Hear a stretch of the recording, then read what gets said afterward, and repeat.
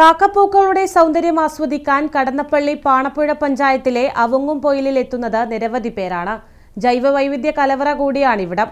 ഇത്തവണ കാലാവസ്ഥാ വ്യതിയാനവും മറ്റും കാക്കപ്പൂക്കളെ സാരമായി തന്നെ ബാധിച്ചിട്ടുമുണ്ട്. ഇനി കാക്കപ്പൂക്കളുടെ സൗന്ദര്യം ആസ്വദിക്കാൻ മാടായിപ്പാറ വരെ പോകേണ്ട.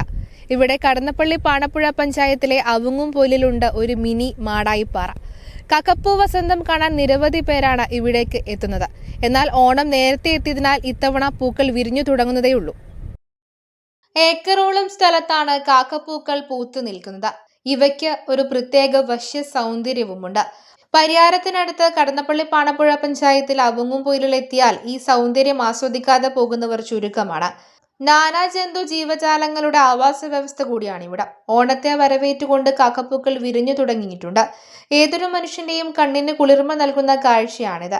മാടായിപ്പാറയ്ക്ക് സമാനമായ ദൃശ്യഭംഗിയുള്ളത് കൊണ്ട് തന്നെ സയാനങ്ങൾ ഇവിടെ ചെലവഴിക്കാനായി വരുന്നവരുടെ എണ്ണവും ഏറെയാണ്.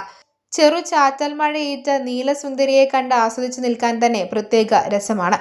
മനോഹരമായ പാറയും നല്ല സ്ഥലമാണ്. നിങ്ങൾ ഒരുപാട് ആൾക്കാർ ഇവിടെ വന്നിട്ട് പൂ പറിക്കുകയും ഓണത്തിന് നല്ല പൂവുകൾ പറിക്കുകയും നല്ല വെള്ളപ്പൂവും കാക്കപ്പൂവും എല്ലാം ഇവിടെ വരികയും നന്നായിട്ട് ആൾക്കാരെല്ലാം വന്ന് പറിക്കുകയും ആഘോഷിക്കുകയൊക്കെ ചെയ്യുന്ന സ്ഥലമാണിത്.